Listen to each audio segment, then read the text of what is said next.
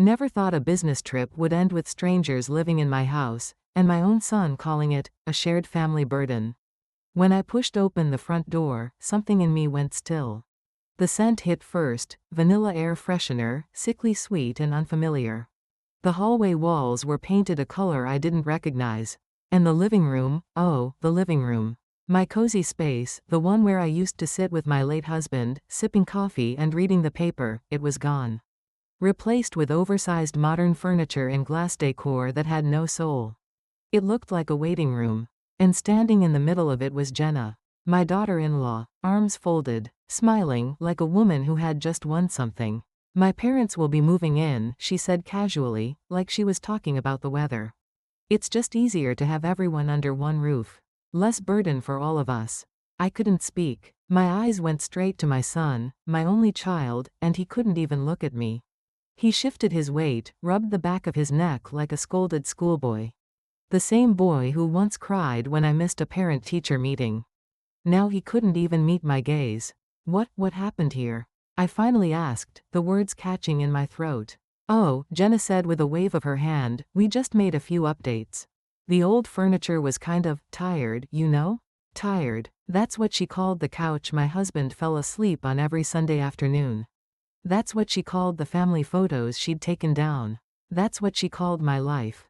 I stepped deeper into the house, my house, and felt like a trespasser. Boxes filled with someone else's belongings cluttered the hallway. The dining room table was gone. Replaced by a sleek, cold slab of glass and chrome. The chairs didn't even look comfortable.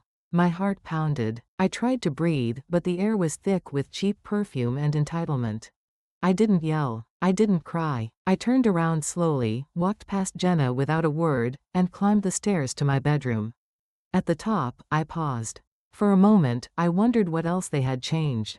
What else of mine they had decided wasn't worth keeping. But as my hand reached the doorknob, one thought rang louder than the rest. They may think they've taken over. They may think I'm just an old woman who won't fight back. But I built this home. I have the papers. I have the memories. And I am not done. They moved their things into my house. But they haven't moved me out of it yet. My sanctuary, stripped and redecorated, felt like a hotel room for someone else's life. I locked the door behind me, not that it would keep them out, but I needed something, anything, that still belonged to me. The light switch clicked, and the overhead bulb flickered once before settling into a dim, sterile glow. The wallpaper was new, some trendy, geometric design in a dull beige tone. Jenna had plastered it up without even asking. Of course she had. I sat at the edge of the bed, staring at the fabric of a comforter I didn't recognize. It was stiff, shiny, expensive looking but cheap to the touch. Just like her. My hand reached for the drawer beside me. Still there. My husband's watch, resting in its small wooden box. Worn leather band. Tiny scratch on the face. The one he checked every morning for 40 years before heading out to work. I pressed it against my chest and closed my eyes. He built this house brick by brick. Every tile, every beam, chosen with care. I still remember the way his back ached after installing those kitchen cabinets. He used to joke that the house would outlive us both. I think he believed it would be a place our children would cherish, not a prize they'd tear apart for convenience. Downstairs, I heard Jenna laughing. That high, careless laugh of hers that never matched the mood of a room. It echoed up the staircase like an insult. And Martin, my son, the silence from him was worse than any words. He was raised in this house. He learned to ride his bike in the driveway. He lost his first tooth right here, in this very room, crying in my lap. Now he couldn't even lift his eyes to meet mine. I suppose it's easier to betray your mother if you pretend she's not watching. I stood up and walked to the closet. Empty hangers. Where were my dresses? The ones I wore to church every Sunday? The sweater my husband bought me for our last anniversary? Shoved somewhere in a box, probably. Or worse, tossed out without a thought. I found my quilt tucked at the bottom of the closet, balled up like a rag. I pulled it out and shook it open. Still smelled faintly of lavender. I laid it across the bed like laying a flag. It didn't match the new decor, and I didn't care. Let it clash. Let it stand out. Because I wasn't blending in anymore. They want me small, silent, cooperative. Grateful, even. But I've survived harder things than this. And something deep inside me, something I thought had withered, is waking up again. Tomorrow, I'll start watching. Not reacting, not yet, but I'll see what's being said, what's being planned. Because if they think I'm too old to fight back, they're about to be very surprised. The house still smelled like coffee, but everything else felt foreign, like I'd wandered into someone else's life. I sat at the kitchen table, my hands wrapped around the same ceramic mug I'd used for years. The one Martin painted in elementary school for Mother's Day. A crooked little heart still visible on the side. He was 6 when he gave it to me. Told me I was the bestest mommy in the galaxy. I used to believe him. Now, he barely said a word. Across from me, the new chairs scraped the floor loudly when I pulled them out. The ones Jenna bought. Sleek, white leather with hard metal legs, so cold they squeaked against the tile. My old chairs? Donated, she said. No thank you. No warning. The fridge was packed with food I didn't recognize.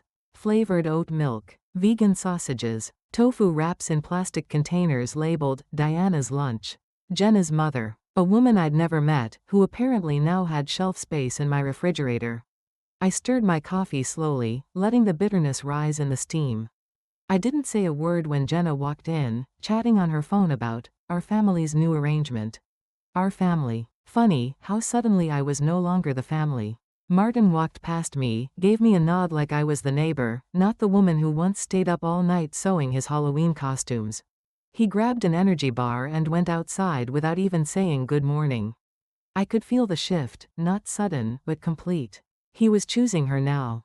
Choosing her plans, her comfort, her rules, and I was the afterthought. The burden to be managed. I looked around the kitchen. This used to be the heart of the house. Thanksgiving dinners, birthday cakes, quiet breakfasts with my husband, just the two of us and the sound of the radio humming in the background. Now, Jenna's voice filled the air, replacing the hum with her to-do lists and her podcast on streamlining multi-generational households. As if I were an inconvenience, she was nobly accommodating. I took another sip. The coffee was too strong. Or maybe my patience had just worn thin.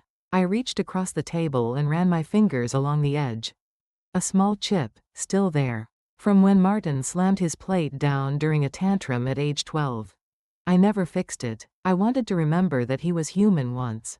That we were close once. I didn't cry. That part of me had dried up. But I did feel the slow burn of something heavier than sadness, recognition.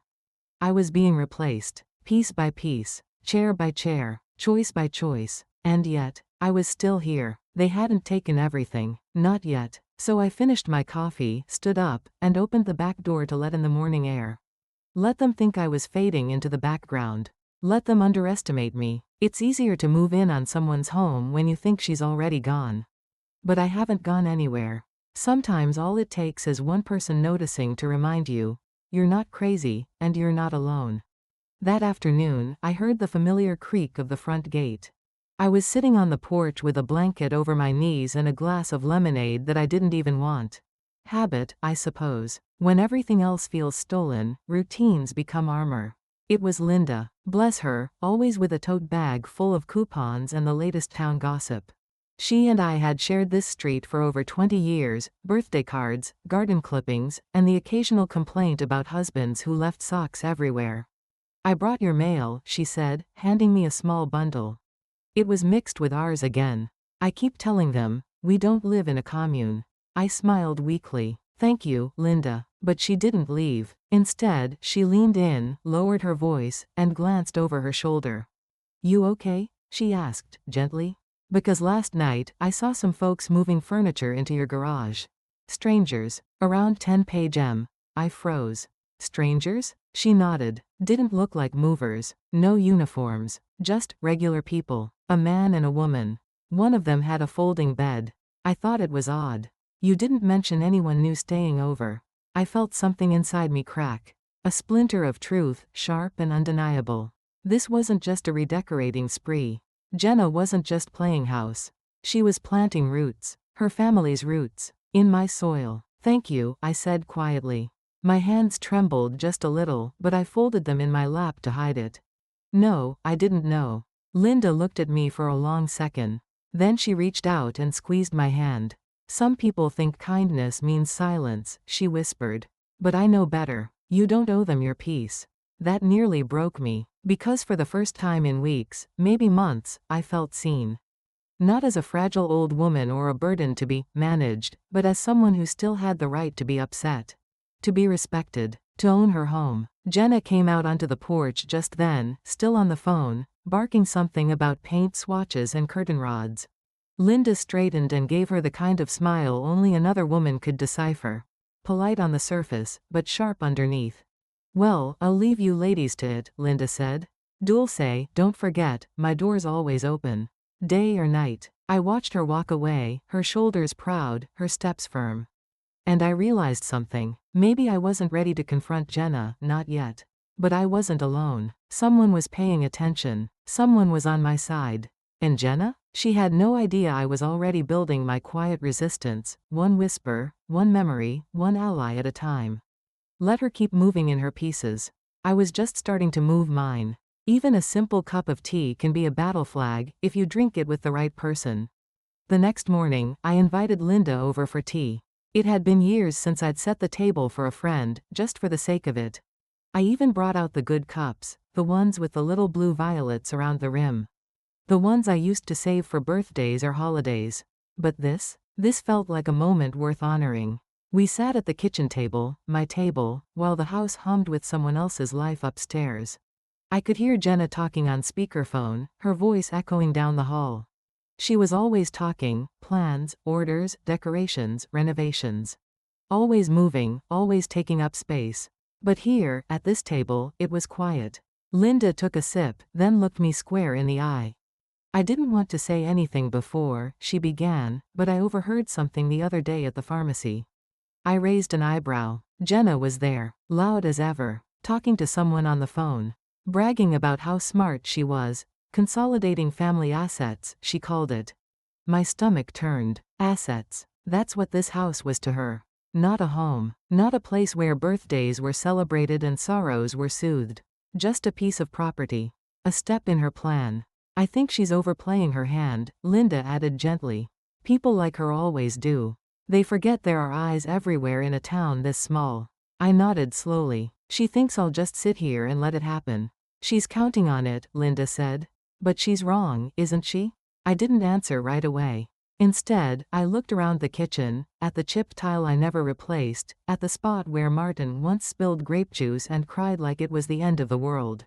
I used to think kindness meant giving everything, I said. Even when it hurt. Even when no one said thank you.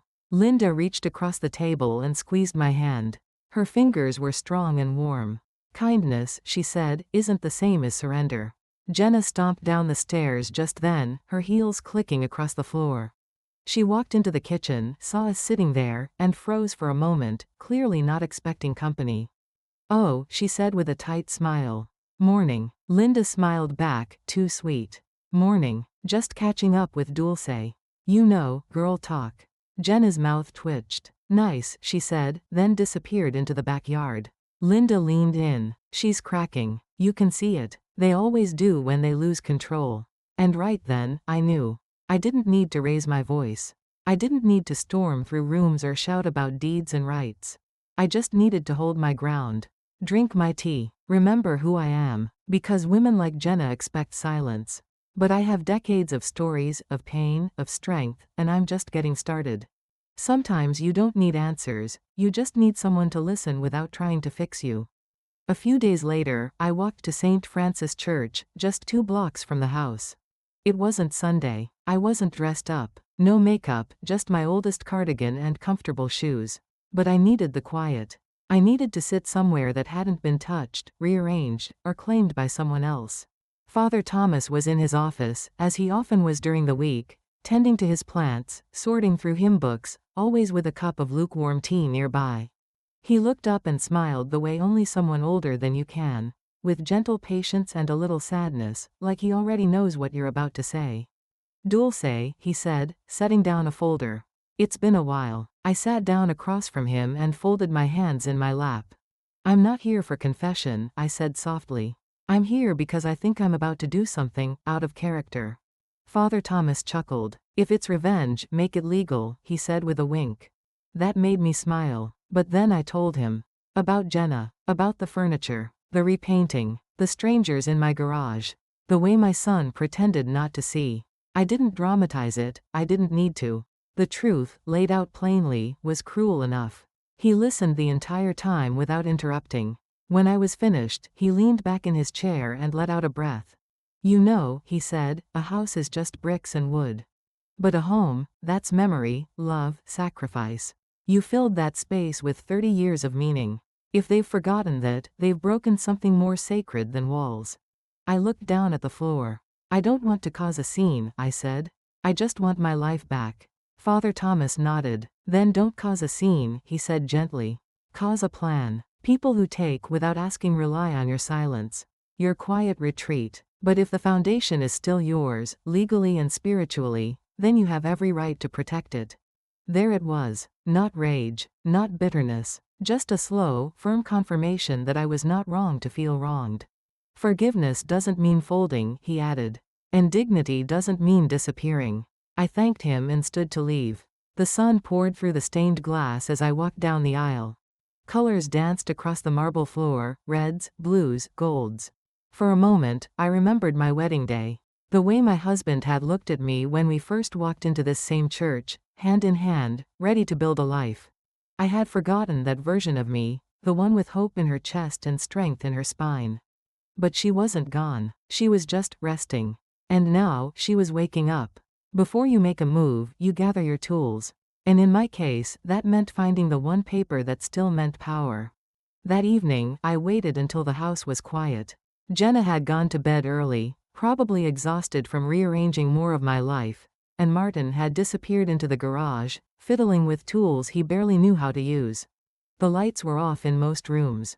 Except mine. I sat at my desk, the old oak one with the drawer that sticks slightly when you pull too hard. My husband built it when we couldn't afford a new one. Said it was just sturdy enough to hold secrets. I opened that drawer now with practiced hands. Inside, envelopes, old receipts, a few birthday cards I couldn't bring myself to throw away. And then, there it was.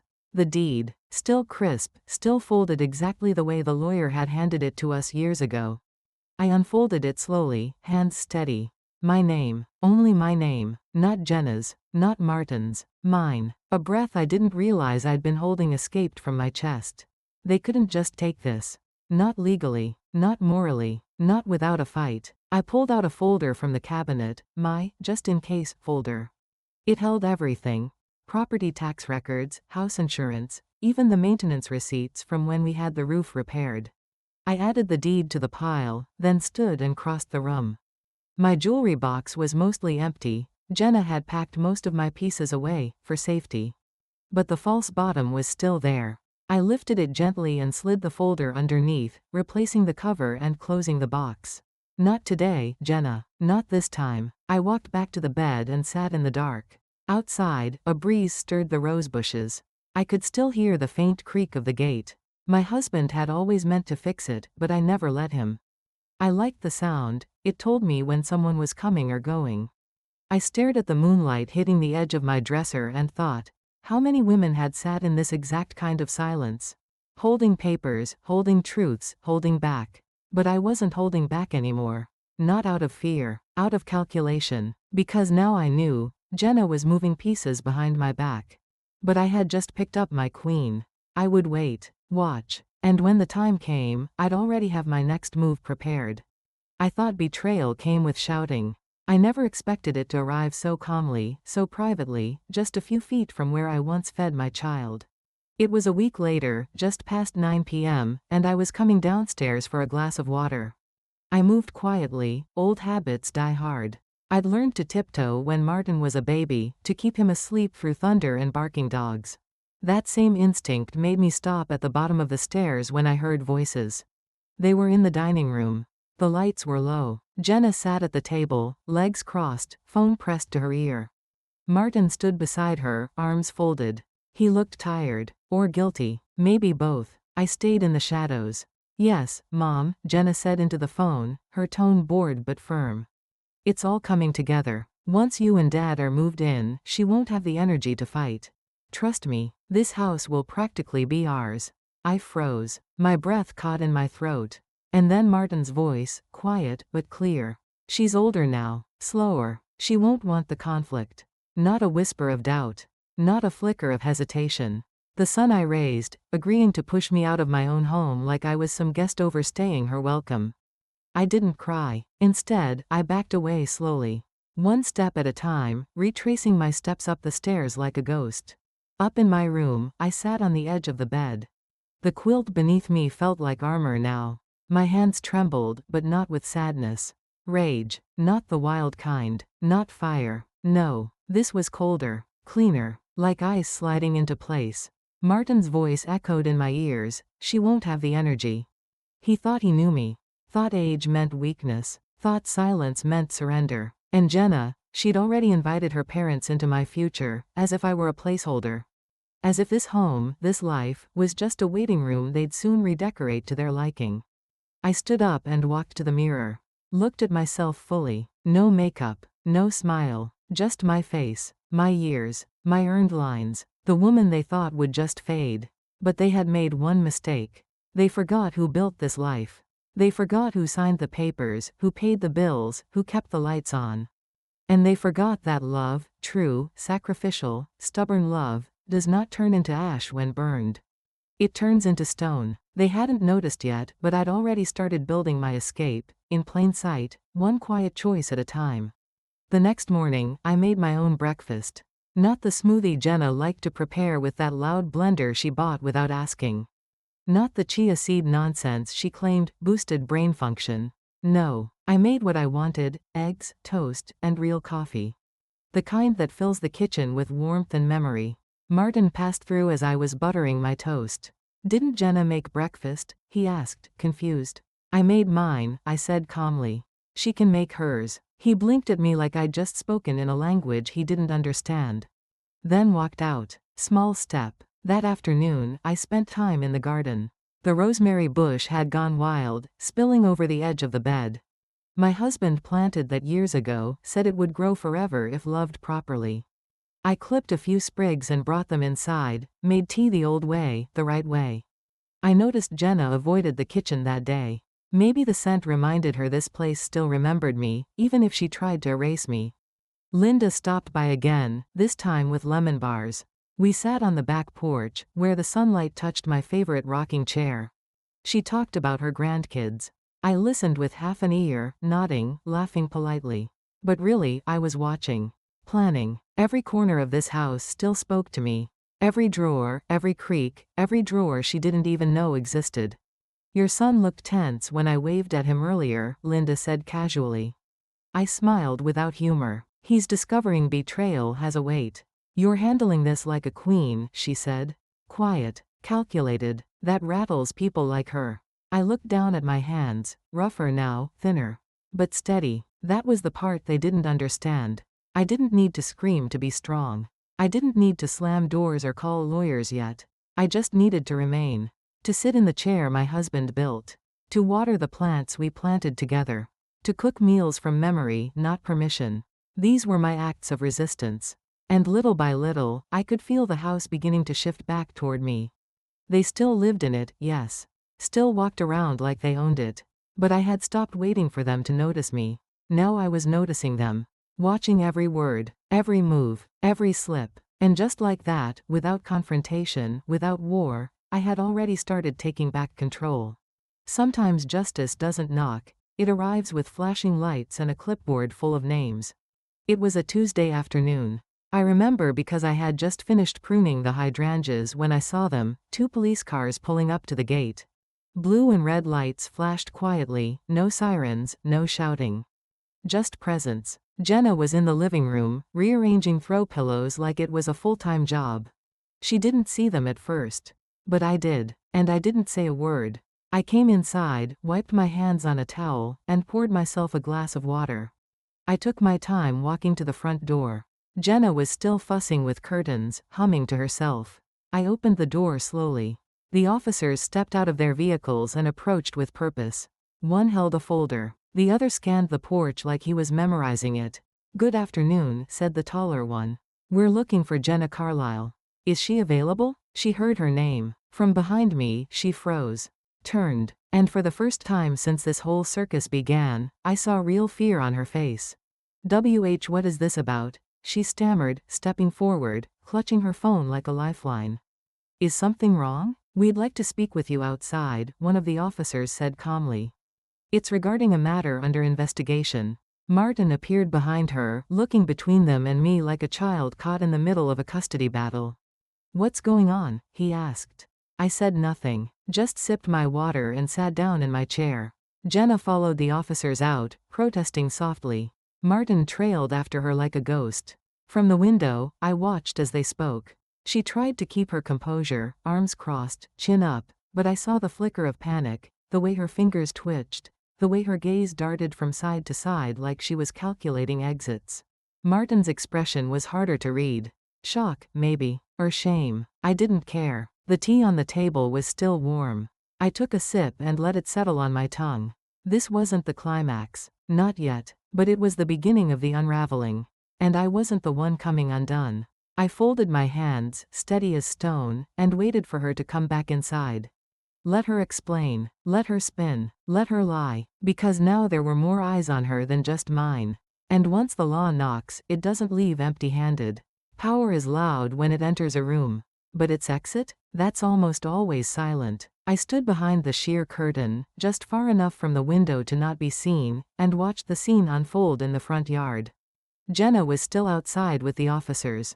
She wasn't smiling now. Her arms were crossed tight against her chest, her mouth tight, her eyes darting. Whatever they had said to her, it landed. Martin stood beside her like he wasn't sure where to look. He kept rubbing the back of his neck, glancing toward the house like he wished he could vanish. I didn't move, didn't blink, just observed, because in that moment, I saw something I hadn't seen in weeks. Control, leaving her body, returning to mine. It was in the way her voice lost its edge. In the way she lowered her head when one officer handed her a card. In how she didn't storm inside afterward, didn't demand anything, didn't even glance back at the house with her usual smugness. She walked slowly, carefully, like she knew her world wasn't as solid as she thought. And me? I stood straighter. Funny how quickly strength returns when you realize the person tearing your life apart is more fragile than they let on. They came in here like they owned everything. With their designer rugs, their budget wines, their passive-aggressive brunches. With talk of family consolidation and modern arrangements. But now, the law had called Jenna by name. Not mine. She walked past the window, not seeing me. Her face had changed. That gleam in her eyes? Gone. She looked rattled, smaller, and for the first time, she wasn't performing. She wasn't curating a space or streamlining the household. She was reacting. She was unsure. I stayed in place, silent as stone. Let her wonder what I knew. Let her guess what I might do next. The truth? I hadn't lifted a finger yet. Not in the ways that mattered. But I would. Soon. I looked down at my hands, veined, wrinkled, firm. There was no fear in them now. Because the tide had turned. And once a woman like me stands up again, she doesn't sit down for anyone. When you've spent decades being underestimated, the sound of your own voice in a law office is sweeter than any hymn. That night, I didn't sleep. I lay in bed, staring at the ceiling, listening to the faint creak of footsteps and the occasional slam of a cupboard door downstairs. Jenna was rattled. She was moving with the restlessness of someone trying to patch a sinking ship with duct tape and denial. And me? I was calm, because I knew what I had to do. First thing in the morning, I made a call to someone I hadn't spoken to in years. Mr. Joel Vargas, my old lawyer, the one who handled the estate when my husband passed. The one who always said, "Mrs. Reyes, you're sharper than half the men I work with." I still had his card, tucked in the back of my sewing kit like a talisman.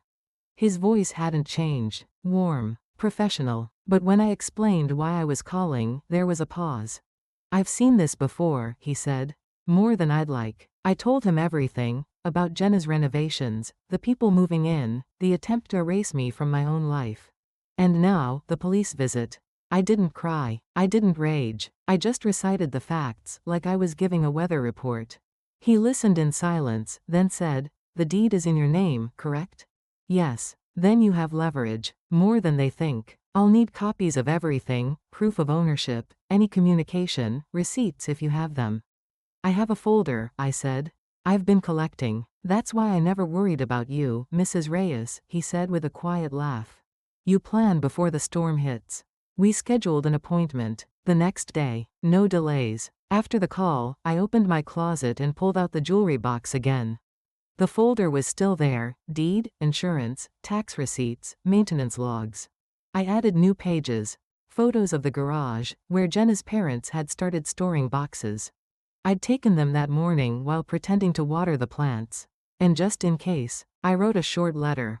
1 page, simple, clear, titled, "In the event I am pressured." I put that in the folder, too. Because if they ever tried to question my mental capacity, or pull some trick to claim I was confused, I wanted something in my own handwriting. My own words. Not angry, not bitter. Prepared. Before bed, I hid the folder again. Not in the jewelry box this time. In a place Jenna wouldn't even think to look. Let her keep painting walls and moving pillows. Let her rearrange everything she can touch. But the one thing she couldn't see, the thing that would unravel her plans completely, was already in motion. And it had my name signed across the top.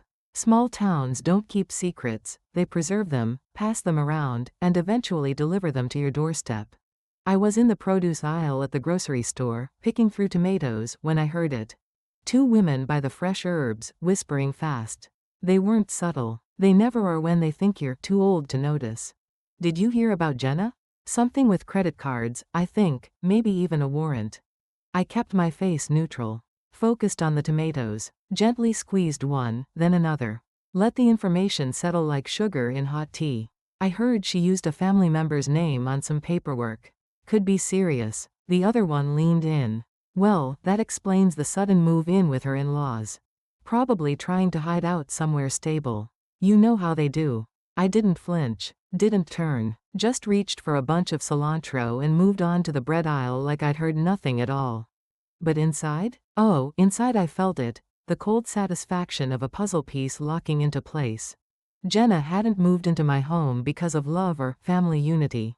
She was hiding, shielding herself behind my walls, trying to cloak her own mess with my good name. Using my house like a legal shield. And Martin? He either didn't know, or chose not to. Back at the checkout, the cashier gave me a soft smile. Hope things are peaceful at home, she said casually. But her eyes lingered too long.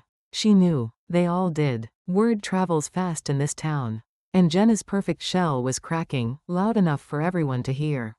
When I got home, she barely looked up from her laptop. There was tension in her jaw, in the way she clicked through tabs like she was searching for an exit. Martin didn't speak to me. He walked past with his eyes low, headphones on. But the silence said more than their words ever could. I sat at the kitchen table with a glass of iced tea and watched the late sun hit the windows. Thought about how many years I'd spent building a reputation that Jenna had tried to bury in a matter of weeks. Now, that same reputation was rising, dragging the truth with it. Because you can paint walls and hide mail and replace furniture. But you can't fake integrity. Not forever. And now, the town was watching. Not me. Her. After weeks of silence, I finally spoke, not to ask, not to beg, but to declare. It was a quiet dinner. The kind where everyone chews too slowly, and nobody reaches for seconds. Jenna had made some quinoa dish with roasted vegetables. Good for inflammation, she said when she placed it on the table. I didn't touch it. I'd made myself a small plate earlier, eggs, toast, and the last of the tomatoes I bought at the store. Martin sat across from me, poking at his plate. He hadn't looked me in the eye in 3 days. I waited until halfway through the meal. Until her guard was just low enough. Until the silence got heavy enough to collapse under its own weight. Then I spoke. Jenna, I said, calmly, my voice like still water. Your lies are over. She froze, fork halfway to her mouth. Martin looked up, startled. Like I'd slapped the table. But I hadn't moved. I kept going. This is my home. The deed says so. The police didn't show up here by accident. She set her fork down. Slowly. I don't know what you mean, she said, her voice tighter now. Yes, I said, you do. Martin opened his mouth, like he was about to intervene. But I turned to him, steady and direct. You may choose to stay silent, but I won't. If her parents step foot in this house, I will have the legal papers ready, restraining orders, eviction filings, whatever it takes. This isn't a game anymore. He looked like a boy again. Scared. Ashamed. Jenna's lips parted, then closed. I leaned forward, just enough. You moved strangers into my garage. You tore down my walls. You tried to erase me with paint and pillows. But this house remembers who built it. And so do I. She stood up suddenly. I've sacrificed everything for your son, she snapped. You should be grateful. I stayed seated. Grateful? To the woman who invaded my home, humiliated me, and used my name as a legal shield? I didn't raise my voice. I'm not grateful, I said. I'm done. I took a sip of water.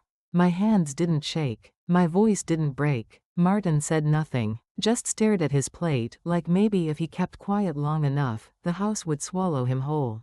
Let him sit with that. Because this wasn't just about Jenna anymore. This was about reclaiming my place. My dignity. My silence, ending on my terms. And no matter what came next, I had spoken. And nothing could unspeak the truth.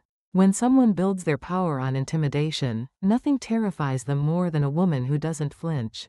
It didn't take long. Jenna followed me from the dining room into the living room, her footsteps fast and sharp on the tile. She didn't even try to hide it anymore. You think you're some kind of martyr? She spat. You think because you have a piece of paper, you can control everything? I turned slowly to face her. The room looked different now, not because she had rearranged it, but because I no longer saw it through the fog of fear. She stood in the middle of the floor like it belonged to her. Arms flailing, voice rising, her composure unraveling thread by thread. I gave up everything for this family, she shouted. I left my job, my apartment, my friends, and this is how I get treated? Like an invader? I didn't move. I didn't blink. You remodeled my house without asking, I said quietly. You replaced my furniture. You moved your parents in behind my back. You used my name to cover your debts. That's not family. That's conquest. Her mouth dropped open. Martin entered then, hovering in the hallway like a coward at the edge of a battlefield. She turned to him, frantic. Say something. Tell her what I've done for you. But he stayed silent. Still, she snapped back to me. You're just bitter. Lonely. You're trying to punish me for not being your precious little daughter. I took one step forward, not threatening. Just enough to let her see that I wasn't the one shaking. You never gave me the chance to love you, I said. You came into this house with an agenda. You didn't want family. You wanted territory. She scoffed, grabbing her phone off the coffee table. I'm done with this, she hissed. You want me gone? Fine. I nodded once. That's the first real thing you've said all night. She stormed down the hall, muttering curses under her breath, but I didn't follow. I stood right there, in the center of the living room. This room had seen birthday parties, movie nights, my husband falling asleep in his favorite chair with a book open on his chest. Now, it had seen the truth. Finally, Martin lingered, unsure, awkward. You should have spoken sooner, I said to him. You were raised better than silence. He looked at me like a boy again, not a man. Just someone caught between fear and shame. I turned away, because I had said what needed to be said. No more waiting, no more hoping for kindness to be returned. The storm had broken, and I was still standing. After a storm, the silence doesn't feel empty. It feels earned. The next few days passed like fog. Jenna didn't speak to me. She barely left the guest room. Her footsteps were no longer sharp, they were light, tentative. Like someone walking on eggshells in a house they finally realized wasn't theirs. Her parents never came. I watched the calendar quietly. They were supposed to move in that week, remember? But after the police visit, after the dining room confrontation, their silence spoke volumes. She must have warned them. Good. Martin went to work each morning without saying much.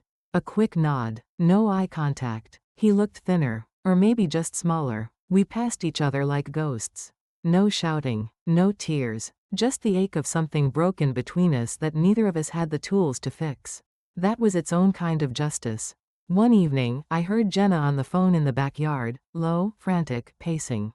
Words like lawyer, misunderstanding, and liability floated through the window like smoke.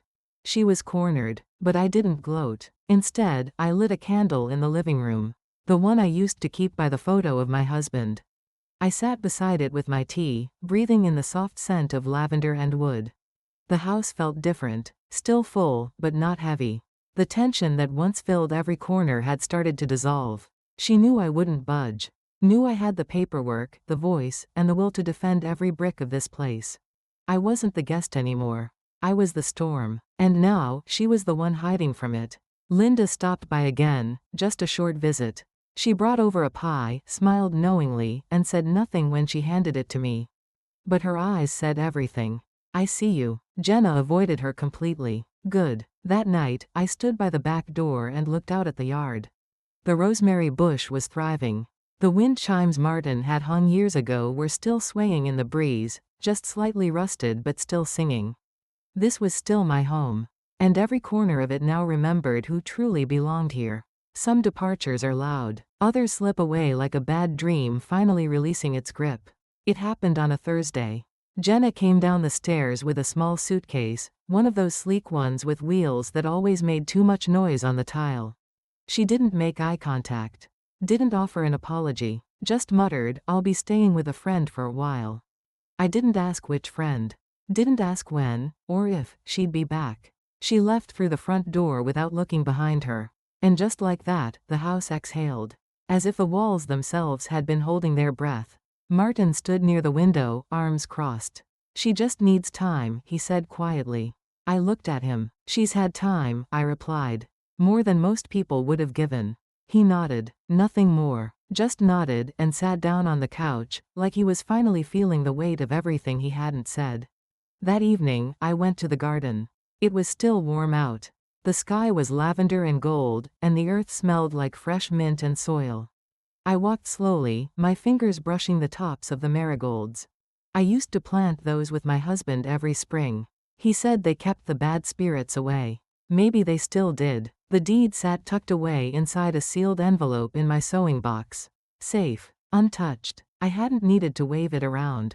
Just knowing it was mine had been enough. That's the part Jenna never understood.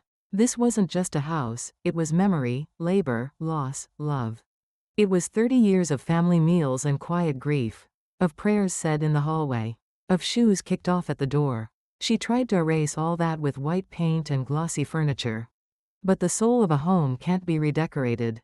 And now, she was gone. Martin came to me later that night. He stood at the edge of the garden like a boy again. "I'm sorry, Mom," he said. Just that. Not dramatic. Not tearful. Just honest. I didn't hug him. Not yet. But I nodded. And in that nod was something real. A beginning. Maybe not of forgiveness, but of reckoning. He went back inside. And I stayed there, under the sky, watching the stars blink into place. For the first time in weeks, the house behind me felt quiet. Not empty. Peaceful. I was still here. And I had kept the one thing they tried to take. Myself. Victory isn't always a parade. Sometimes it's a clean kitchen and a cup of coffee made exactly how you like it. The next morning, I woke up to birdsong and quiet. Real quiet. Not the tense, passive-aggressive kind that buzzes under the surface like a threat, but the kind that settles into your bones. A quiet that says, "You are safe now." I padded into the kitchen, barefoot, and brewed my coffee. The good kind. Not that bitter stuff Jenna always insisted on. I pulled out my favorite mug, the one with the chipped rim and the faded painting of sunflowers. The one Martin made me in elementary school. I sat at the kitchen table and sipped slowly, letting the sunlight warm my back through the window. It hit the table just right, the way it used to when I'd read the paper beside my husband. He'd always fold the corner before handing it to me. Always. That morning, I unfolded the paper myself. No chaos. No arguments. No strangers walking in and out. Just me, the ticking clock, and the scent of rosemary drifting in through the screen door. Martin didn't say much that day. He stayed quiet, respectful. Maybe he didn't know how to repair what had been broken. Maybe he wasn't sure if he was welcome anymore. But I didn't press. I didn't scold. He was a grown man. And I had learned the difference between guilt and growth. Let him sit in that silence until it became understanding. Let him reach toward me. Later that afternoon, I opened the closet in the guest room. Jenna's perfume still clung to the air, a sharp, artificial sweetness that made me wrinkle my nose. Her boxes were gone. Her towels. Her motivational quote frames. Good. The room felt lighter. Like it had finally remembered it belonged to someone else. I stripped the bed and opened the windows. Let the breeze carry out whatever residue she'd left behind. And in the space she'd tried to claim, I placed something small, a photograph of my husband holding Martin as a baby. Both smiling, both mine. I realized then, I had more than just survived this. I had reclaimed a home, a history, a voice. And the part of me they thought was too tired, too old, too quiet? She was still here, still standing, still planning. Some bonds don't break all at once. They fray, and if you're lucky, someone learns to tie them back together, slowly, with care. It was 3 days later when Martin finally sat beside me on the porch. He didn't bring his phone. No earbuds, no shield, just him and a mug of coffee he'd made himself. Too weak, just like his father used to make it. But I didn't correct him. We sat in silence for a long time. The wind stirred the wind chimes. A robin landed on the railing and stared at us, bold and unafraid. He cleared his throat. I didn't know everything, he said. I nodded, still watching the bird.